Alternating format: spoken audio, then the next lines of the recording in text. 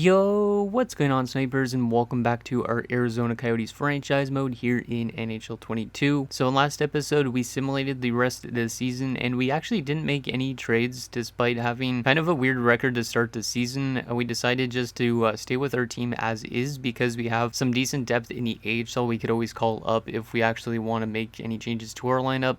So I decided just to sim the rest of the season, and we finished 50, 26, and 6, which is, I believe, our second best season in this franchise mode, because I believe a few years ago, or maybe even last season, we hit like 57 wins, if I'm not mistaken. So this is one of our best seasons yet, but still, I'm very excited to see what this team can do this year because we kind of had an up and down year to an extent, and our defense wasn't really the best that we've had before, and our penalty kill really struggled this year. So I feel like this team could maybe be a little bit better in the playoffs, and maybe we could actually win a Stanley Cup this year if we don't run into like an Ottawa Senators team in a Stanley Cup final like we did last year, because that team was really tough to beat. But anyways, our quest for the Cup begins here with a round 1 matchup against the Minnesota Wild, who went 41, 27, and 14 on the regular season, which is a pretty good record. Hopefully we could beat them and get ourselves into the second round, and hopefully we could get ourselves back to that Cup final again this year, or else maybe next year would be the case that we could do that, but still, I hope we could do so as soon as possible. Now, anyways, before we get into what their lineup looks like again, just in case you guys forget, we do have a few comments to go over from Dylan Bros. He says if you're going to get a goalie, get a temporary one with Wally in the shadows. So he's talking about getting another goalie to kind of replace Lenefelt, I guess, and then basically using Wallstead as the backup.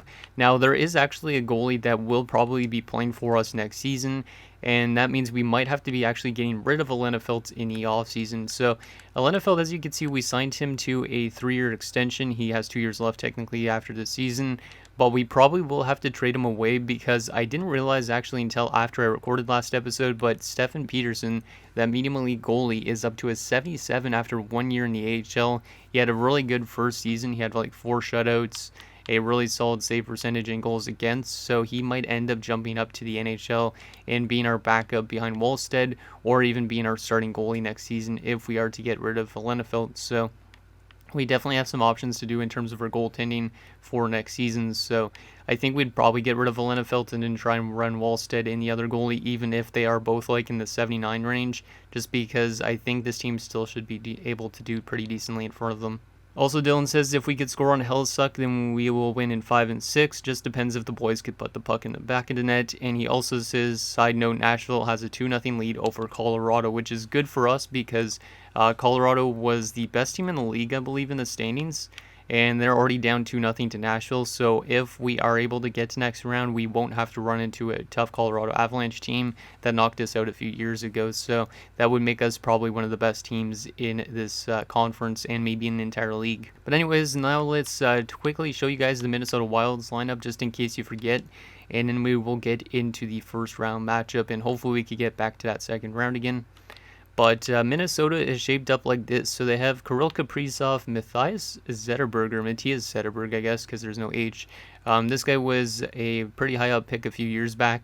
Looks like a pretty solid sniper. And you also have Kevin Fiala, so a pretty good first line. Second line has John Reimer with Alexander Kovanov and David Colborn. So you can kind of see that they're mixing good, solid veterans like Kovanov and Kaprizov and Fiala with some good young players. So it's kind of a good mix of a team. Third line has Galiev, Cini, and Bjorkstrand, and fourth line they brought back Nino Niederreiter to play with Emil Bemstrom and Marco Rossi down there as well. So a pretty solid forward core, I would say. Defensively, they're pretty solid as well. They have Hanifin and Barry, Korzak and Brodin, and Lambos and Addison. So I think their top two is pretty much stronger than ours to an extent. Just because Chikrin technically is just as good as these two combined, I would say. And then our other defenseman isn't really as good. I can't remember who's actually on our... Actually, maybe not. Maybe our top pairing is a little bit better because I forgot how good Soderstrom was. But other than that, that's their defensive core. We have maybe a little bit better depth defensively. And goaltending-wise, they do have Connor Hellbuck, which is definitely going to be the tough thing to beat because he did have a pretty solid regular season. It hasn't been as good as he was when he was in Winnipeg, as you can see way back here. But if we could score goals like Dylan was mentioning, we should be able to beat them. And then also Hunter Jones is the backup. And then there's their depth options. Obviously, Joel Eriksson Ek is also out with an injury till the to the beginning of May, I think it is. So we won't actually have to face him, which is kind of nice, because if he was in the lineup, they'd probably like scratch Cini, which makes the center core even better than it is now. But anyways, let's get into this first round matchup and see if we can make it back to round 2. And if we can make it back to round 2, maybe this team will have a better chance at getting to that Stanley Cup Finals again if Colorado is eliminated, because Colorado is probably the toughest team in our conference. And then in the East, I don't really know who the toughest team out of those teams are, because we've never faced any of them except for Ottawa before. So let's get into Game 1 on home ice and see if we can win this first of 2 back-to-back games. And who is going to score our opening goal? First period, we're down 1-0 after 1. That's not a good start, really. Elena allows a goal on the power play from Tyson Berry, so maybe we need to watch out for Minnesota's special teams. I don't really know. I think they had okay special teams, but ours was a little bit better in terms of power play. Penalty kill wise, they were definitely a lot better than us, because we were one of the worst teams in our terms of our penalty kill, and it's continuing here in this first game. So we might need to change up our penalty kill lines going into the next game. I don't know. Second period, and we have tied the game up. It is Filip Zadina beating Connor Hellebuyck, and the shots are 23-19 in favor of us, but it's only a 1-1 game, so a very quiet offensive game by comparison to like my Houston Sharpshooters series, where like a lot of the playoffs that I just had recently, there was a ton of goals in the opening first game. So let's see what happens here in the third period, see if we could get that lead, because we do not have a lead yet in this game. Come on, boys. Who wants to score a goal? And Kalen Addison scores, so a couple defensemen score for Minnesota, so it seems like their back end is a good cause of offense, and Kevin Fiala makes it 3-1. We're going to lose game 1, which is not great, especially when we have home ice advantage. That's not good. Not a good way to start it off. Very quiet offensively, which we really shouldn't be when we had like 2 40-goal scorers, because Sadikov scored 40 goals in his first season, which was kind of nuts. So Zadina from Chikrin is their only goal, which is not good. It was an okay performance from Malenafil, I think. Maybe not that great, but it was still better than what the offense gave us, because the offense really didn't do anything. How much minus players? Quite a few. Samorukov and Timmins really have been kind of struggling defensively during the regular season, so I might split them up. We also might end up taking Nazem Kadri out of the lineup. Even though he had a good regular season, he is dropping off quite a bit, so I might end up replacing him with a guy in the minors if we really run into troubles. So if we could bounce back in game 2, it'll be fine, but I might make some line changes already just to kind of get our feet a little bit more ready to go for the next game. I don't know. Maybe the chemistry is just not as good. What can we do to improve chemistry? Let's put a Sadikov back down to the 4th line, even though he's a good scorer. He's still on the power play, so that's fine. And yeah, Nazem Kadri's 77 overall is kind of looking a little bit bad, but we will keep him in for now. But if need be, we could always play Henriksen in the lineup instead of him. But, I mean, I might want to call up somebody from the minors, but I don't know if any of these guys could take face-offs. Like, we have McGillis down there. We also have Schulz. We have Varlamov. We have Lawrence. So, maybe we call any of those guys up at some point, depending on how the AHL is doing in the playoffs right now, because I think they won their first game, so. And I think, yeah, we'll move Agostino down to the 2nd line for now, even though Agostino is our best player, I think. We'll try and get Genther going on that top line. And then I'll also split this second pairing a little bit as well, just because that second pairing has kind of struggled a bit. So Timmins will play with Tukinen, and Samorukov will play with Schneider. And I think that is fine, but not a really good start from our team in general. So hopefully we can bounce back in next game. If we don't, maybe we'll have to throw Bodane on the defensive core, and maybe that will help us out a little bit. But right now, that was not a good start to a series, especially coming off a Stanley Cup Finals appearance last year. So here we go, game number 2, still on home ice. Let's see if we can bounce back from a 3-1 loss. Hopefully we can. Hopefully we can score more goals and play a bit better defensively. First period, and we're up 3-2. That's exactly what I want to see offensively, but not defensively, really.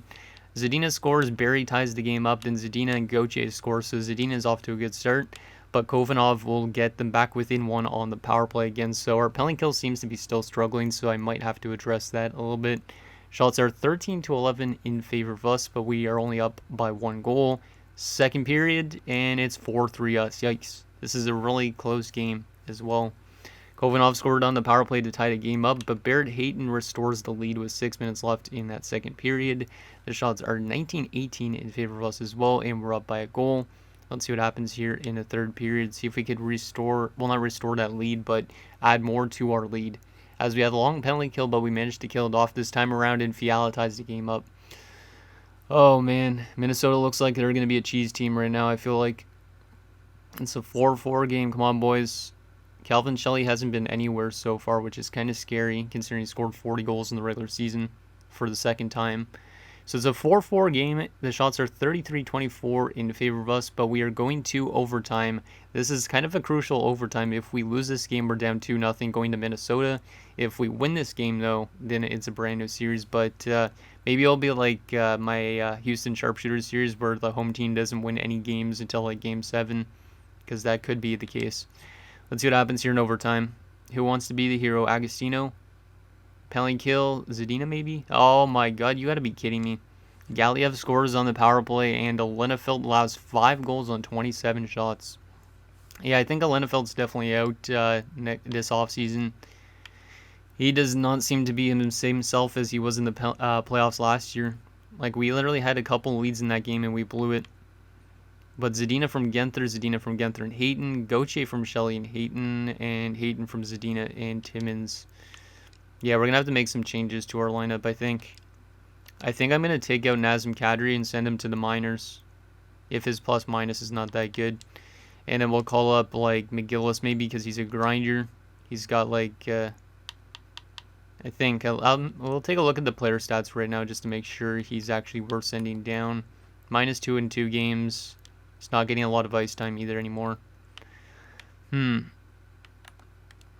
What can we do? Yeah, I think I'm going to send Kadri down, or I could just scratch Kadri and he won't go through.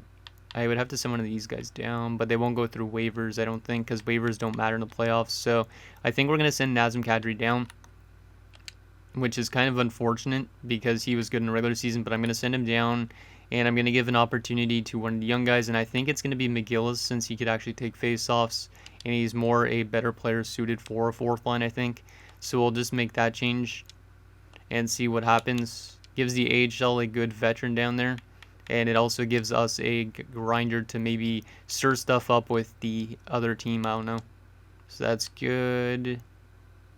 Yeah, that's good. Okay, and then we'll go down to the AHL, and we'll just throw Kadri in wherever. But yeah, that is a little change we're just going to make just to see if it helps our team out. Hopefully it does, because there's a lot of guys in the AHL I could call up whenever I want to, so I'm just going to make that solid change and see if it helps us out a little bit, because we need to be a bit better defensively in the NHL. At least it seems like right now. How good of a fit is McGillis for a fourth line, speaking of which? He's not actually that bad of a fit. He's not a full bar fit, but he's pretty solid. Either that or second line. Let me just see if I can rework this chemistry a little bit. I think this is fine enough.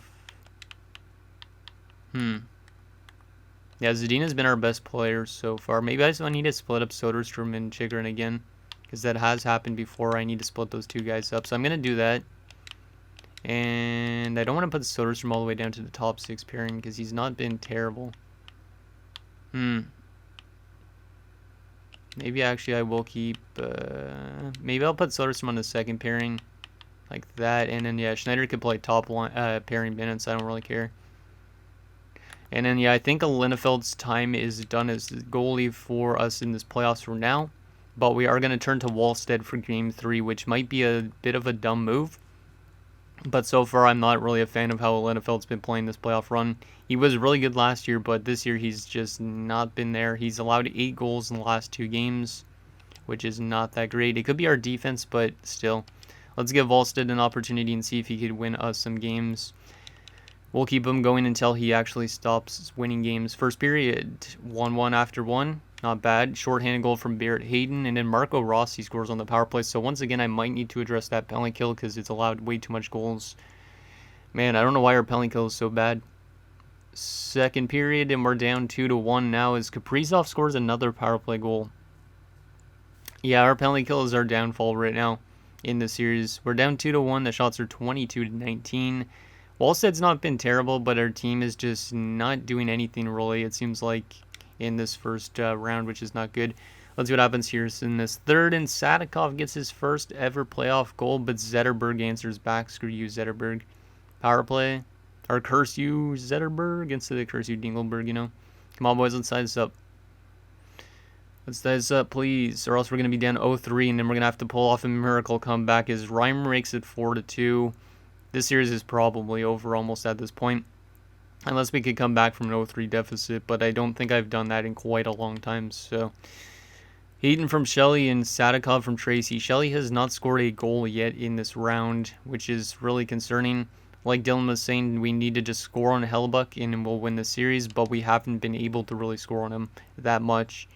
Like, we have, how much in this series? We have 7 goals in 3 games, which is not terrible, but we've been allowing a lot more than that, so... Yeah, I'm going to address our penalty kill lines now, but hopefully we can win 4 straight games and win the series, but I really don't think it's going to happen, which is kind of bad considering this team should be doing a lot better than they are right now. We had 50 wins in the regular season, and we're going to get choked out by a cheese team pretty much. So, penalty kill wise, I think we're going to take Shelley off the penalty kill. And do I want to try Gauthier instead? Yeah, might as well. Sadikov up here maybe? Yeah, let's try that, why not? Yeah, I'll just try and flip-flop some stuff around. And maybe that will help us out. I don't know. Doubt it will, but we will try that. And then how has our power play been? Probably not that great either. We will move Farinacci up, move Hayton down instead. McGill shouldn't be really on our power play. Don't know why he is. So I'm going to put in... Who do we want to put in there instead? Actually, I'll move Geeky up there instead, and we'll put another defenseman down there. Yeah, and we'll move Sadikov to the first unit. Why not? And then this person will be probably another forward if we can. Maybe not.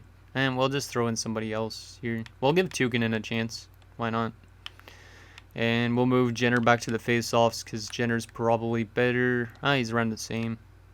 So we'll make some changes to our special teams and hope that it gives us a chance to get back in the series. But right now, it looks like we're going to be packing our bags early by compared to last year. Because last year we got all the way to those finals, and this year it looks like we're going to get swept by a team that literally just barely made it into the playoffs, I think. So here we go, Game 4, still on the road. Let's see if we can stay off elimination. We're just going to do a real-time simulation since we are close to being eliminated, so might as well do it in real time instead. Kaprizov opens the scoring, and Lenfeld's back in, which is not good. I kind of wanted to go back to Wallstedt, but it is what it is. Can't change it now. Wish you could change it in game. That would be nice. Come on, boys. We need to find our offense because it's been so damn quiet. Well, it actually hasn't been so damn quiet, but it's been way quiet in past years. And our defense hasn't been, our goaltending hasn't been there. Just like everything's falling apart right now with this team, but hopefully we could bounce back again next year because I know I have seen that type of thing happen. Shelley ties the game up, so there you go. He finally scores his first goal of the playoffs.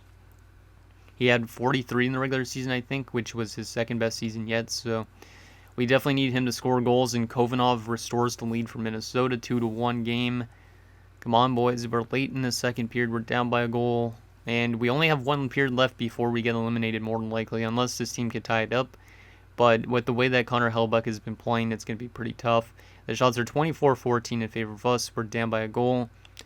Can we get this game to overtime, or can we take the lead here in the third, or are we going to be getting swept in round 1, which is a big bummer if that is the case. Final 10 minutes of this third period. We need somebody to step up. Agostino, where have you been? Chikrin even hasn't been anywhere. Nobody has. And Tukinen scores. Okay, leave it to the young guy that's in his first season, and Shelley scores. And we're going to actually win a game in the series. Okay. So in the final 3 minutes, we managed to come through goals. Tukinen with his first ever playoff goal, I think, maybe.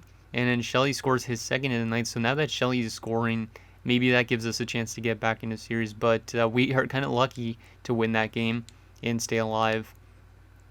So Shelley from Farinacci, Tukinen from Agostino and Timmins, and then Shelley from Farinacci and Agostino. So not a bad game from our top guns again, or top guns for the first time this series. Hopefully they can keep it up going into next game. because they had been quiet up until that game pretty much. So we have fight off elimination, which means we have another home game at least. If we win this game, then we go to a Game 6 in Minnesota, which would be nice. But I don't really know if this team is going to be able to get back to a Game 7. Like, I have seen reverse sweeps before, but I don't have them happen that often, which obviously they shouldn't really happen that often. So we're going to just make no changes and go into Game 5 and hope that we could just get another win and see what happens. So home ice game again. Let's do another real-time simulation. See if we could get another win. And Colborne opens the scoring early for Minnesota. Yeah, Lennefeld's really struggling this playoff round. I should have maybe turned to Wallstedt again for this game, even though Lennefeld won last game. And then Farinacci ties the game up. Okay, I'll take that. And Tukinen again. Okay, I'm liking that Tukinen's scoring more goals since getting power play chance at time and stuff like that, even though they weren't power play goals. Fiala tied it right back up at 2, and it's 2-2 after 1, despite us shooting them 19-9. So, yeah, Lennefeld has really not been good, and he's definitely going to get dealt the way I think in the offseason. I just don't really know what we could look for in a return, because like I said, we do have an elite goalie in the AHL that will probably be the backup to Wallstedt next season. Second period underway in this 2-2 game. Power play opportunity early in the second, and we do not convert. That's not good. Come on, boys. Shelly, do you want to score again? Power play opportunity. There's Barrett Hayton on the power play. Okay, our special teams finally getting a goal. I think they hadn't really got much this series before that. Come on, boys. And we have a 3-2 lead going into the third. The shots are 31-22, so we've been actually pretty much holding on to the puck most of the game. Let's see if we could lock this one down in the third and force a Game 6. That'd be nice. Come on, boys. Let's get insurance. And Kaprizov ties the game up, of course, and Hanifin gives them the lead. Yeah, we're going to get eliminated in this game. Because usually when AI scores 2 early goals, never mind, maybe Sadikov ties the game back up at 4. Jeez, this is a crazy game. Kovanov makes it 5-4. And that's 6-4. We're going to lose now. Unless we win 7-6. Yep, we are eliminated in 5 games by the Minnesota Wild because Lennefeld literally dropped the ball. Allows 5 goals, or actually he allowed 4 goals in that third period. Oh, packing our bags in round 1. This has not been a successful season, but we do have guys in the minors that can jump into our lineup, which will make our team maybe even better next season, but this is a really bad year. We won 50 games. I didn't make any trades because I trusted in the team and the depth, but this team just could not get past a tough Minnesota team apparently. Which means we do have some probably tough decisions in the offseason in terms of who we want to be using in our NHL lineup next year. Like maybe Boone Jenner's gone because we need to replace him with an AHL guy, that type of thing. Yeah, we were let down by our goaltending, our defense. Our offense was okay, I would say, but it wasn't terrible. Like, it wasn't terrible, but it wasn't great either. Farinacci from Agostino and Shelley, Tukinen from Zatina and Ginther, Hayton from Soderstrom and Geeky, and Sadikov from Chikrin and Tracy. Like, our big goal scorers like Sadikov and Shelley kind of stepped up a little bit too late. And then, yeah, we had some really bad minus guys again. Braden Schneider was a -3. Yet him and Tukinen were really good in the regular season in terms of plus-minus. Yikes. And then goalie-wise, yeah, Lennefeld is absolutely terrible. An .813 save percentage in that game and a .674 goals against.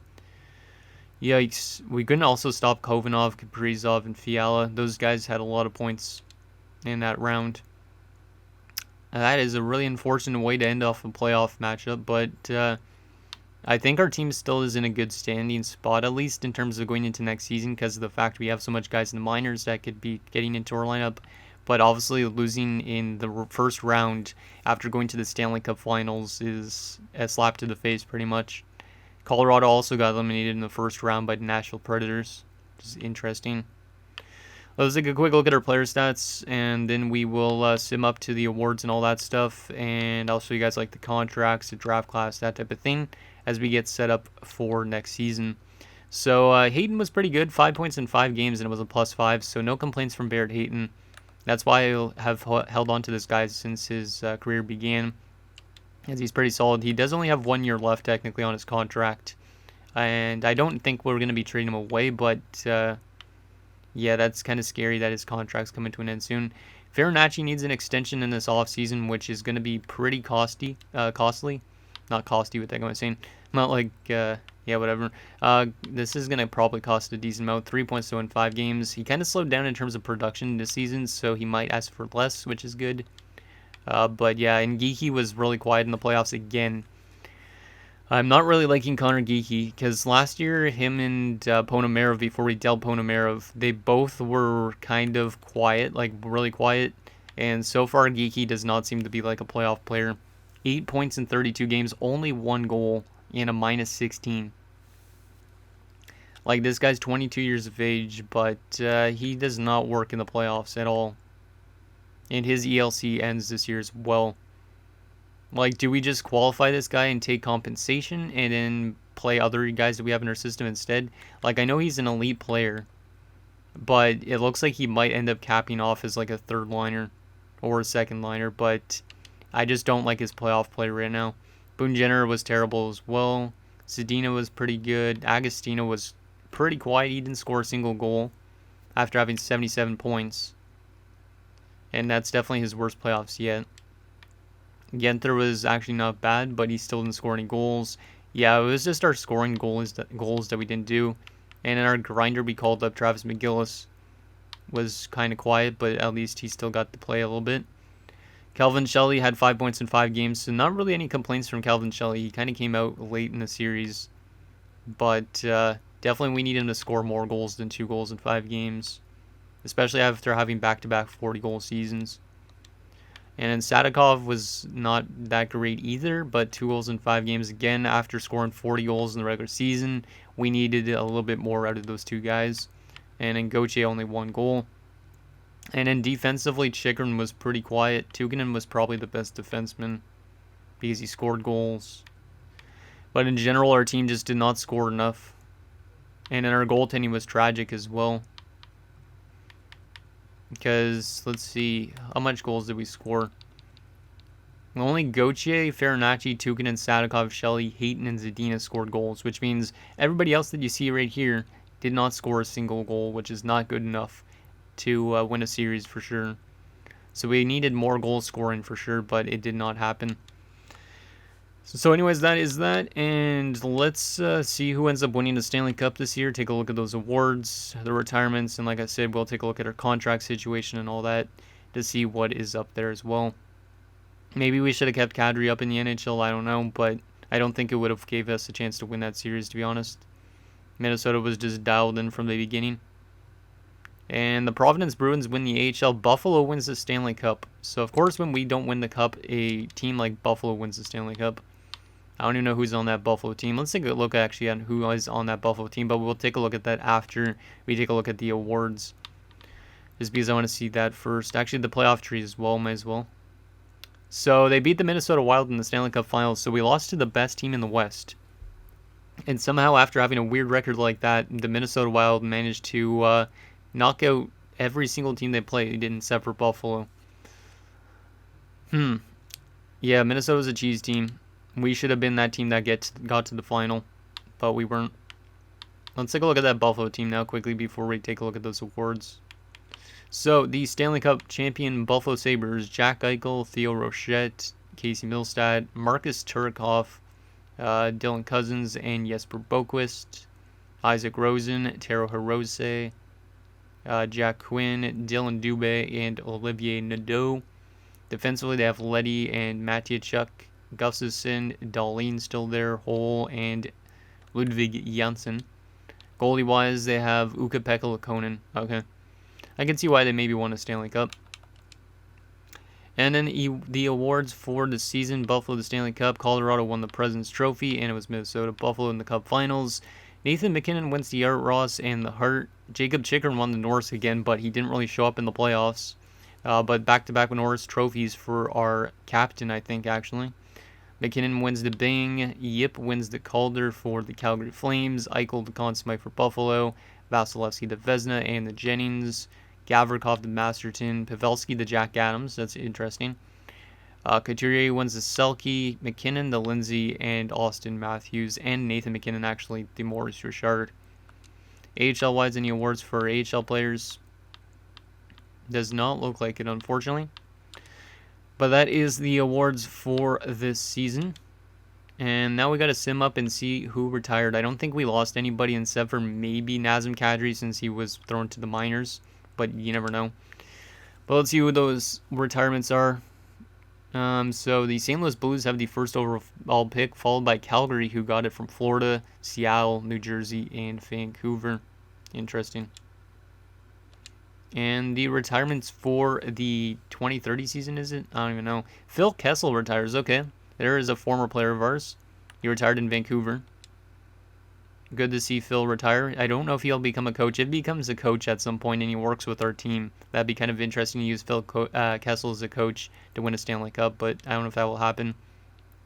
So that's a former player of ours.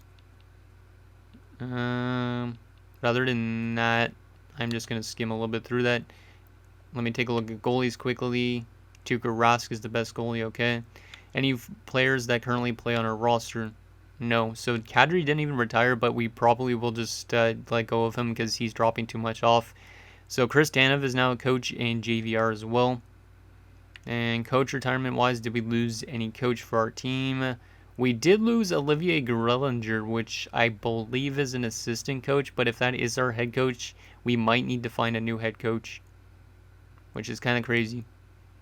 So yeah, we'll have to take a look at that if we actually do need a new head coach. I don't know if that's our coach or our assistant. Let's take a look at our coaching staff. That is our assistant coach, I think. Yeah, it looks like, because Bourgeois is our head coach. So it looks like we're going to have to maybe find a new assistant coach, but they did call up a guy, I think, from the minors. So we could find a new coach if we really want to, or we could let the AI decide on that. So that is that. Let's take a quick look at the draft class, the contract situation, and I think that'll be pretty much it for this episode. And also the progress reports, I guess, just to wrap up the season in general. So we probably have like 20-something overall, which means we're probably either getting like a top 6 forward prospect. This guy's 2 years away, apparently. That's interesting. I don't know if that's worth trading up for, but we could always trade up if we want to get rid of somebody on our roster, like a Lenefeld. This guy also apparently has no weakness and might be NHL ready. This defenseman shouldn't have Schneip, but if a defenseman has Schneip, that's actually kind of cool. We'll pin him as well since he looks like he might be ready. 1 year away as well for this dude, which is kind of intriguing. An OFD, maybe. 3 years away. This draft might be kind of interesting. Any low leads to pin? Let's see. What do we got here? This guy's a guaranteed medium elite two-way defenseman, Caden Rabbit, which is kind of a cool name. He has strengths in character and maturity, which is kind of neat. So you know what? We're going to just pin this dude. Because, I mean, getting a medium elite defenseman is a guaranteed thing with him. So yeah, we might end up drafting that guy in round 3, I guess that is. Any low elites, though? Yes, oh yeah, I pinned a couple already. Aiden Osgood. So his strength is his confidence, and his weakness is his character. So this guy's an arrogant son of a bitch, is he? That's what it seems like. Jonas O'Mara. Might be decent. Has no weaknesses, so we'll definitely keep him pinned as well. Interesting. I also pinned this guy, but I didn't get him scouted fully, but he might be interesting, even though he's 20. So anyways, that's the draft class. Let's take a quick look at the progress reports and the contract situation, because I don't really remember who's up for renewal this offseason. So modified-wise, let's see if we got any good growth. So some of it's statistical. So for like Sadikov and whatnot, not a surprise. Oh, there's some natural growth for McGillis, which is good. But yeah, we definitely have a lot of guys that could crack our lineup from the AHL next season. I think, at least. Let's sort this by overalls. So yeah, Lawrence should be technically in the NHL. Varlamov should technically be in the NHL. And then guys like Schulz maybe as well. But some of them are taking a little bit long to develop. We could also try and play Stefan Peterson if he gets to the NHL already. He should be an NHL backup probably by next season. So Kadri's dropping off like crazy. I'm surprised he didn't retire. Vladipov's up to a 74, so he's getting growth, which is good. What about that low leap defenseman we drafted? Sasaki's up to a 72. That's good to see. Getting some natural growth and offensive awareness and stuff like that. Nice. So that is that, and let's take a quick look at the contract situation. So who is up for renewal this offseason? So Farinacci's the big one. He's only an 85 now, which is kind of weird. So I guess it was statistical that he jumped to an 87. But he doesn't really want as much as he did before, which is kind of nice. So we could give him a couple-year extension, depending on what you guys want me to give him for length. So something like this. I'll just scroll through his amount of years, and you guys could suggest what we should give him. Boone Jenner's also up for renewal, but I don't think we should be bringing him back, even though he's good. He's demanding $6 million, which is kind of nuts, and we have guys in the minors. Geeky, like I said, I'm not really sold on his playoff play, and he's not really asking for much, so he's probably not going to grow much better than this. Bodine we might let go of because he was the depth defenseman for us, same with Gauthier. And then Sadikov would definitely be in the NHL. So, yeah. There's some decent names out there, and like I said, I want to play Lawrence and Varlamov and stuff maybe this upcoming year. Kind of have like a trial a year with our young guys. See how they produce, that type of thing. But I think we need to potentially look about shipping away a Lenefeld as well next episode, just because of the fact Peterson might be an NHL caliber goalie for next year. Which means I don't really know what we could get for Lenefeld, but that is that. And anyways, guys, that's going to do it for this episode of our Arizona Coyotes franchise mode. So in next episode, we will take it to the draft and re-sign stage as we look to improve this team and continue building up that prospect pool. And hopefully this team could actually turn the page and get back to that Cup Finals again, because that was a really bummer of a year. So let me know what you guys think down below, and I'll see you guys next time.